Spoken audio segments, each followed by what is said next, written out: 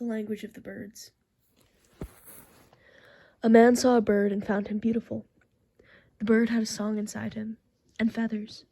Sometimes the man felt like the bird, and sometimes the man felt like a stone. Solid, inevitable. But mostly he felt like a bird.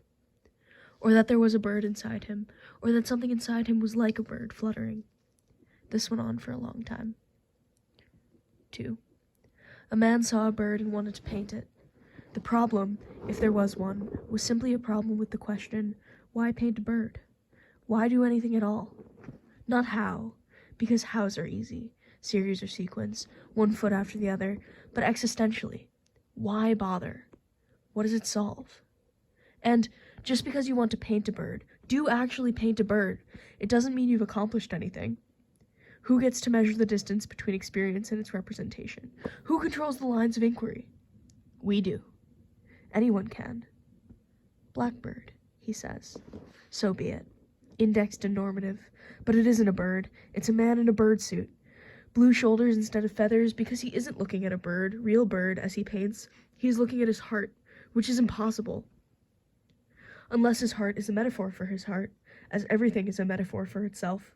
So that looking at the paint is like looking at a bird that isn't there, with a song in its throat that you don't want to hear but you paint anyway.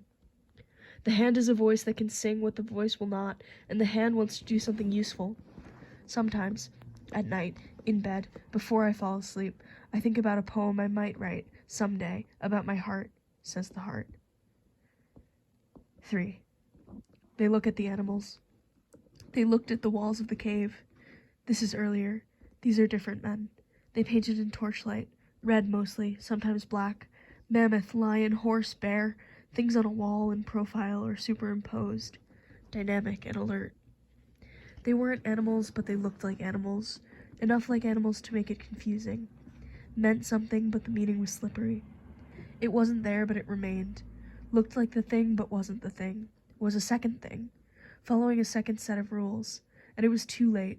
Their power over it was no longer absolute. What is alive and what isn't, and what should we do about it? Theories about the nature of the thing and of the soul. Because people die. The fear that nothing survives. The greater fear that something does. The night sky is vast and wide. They huddled closer, shoulder to shoulder, painted themselves in herds, all together and apart from the rest. They looked at the sky and at the mud and at their hands in the mud and their dead friends in the mud. This went on for a long time. 4. To be a bird, or a flock of birds doing something together, one or many, starling or murmuration.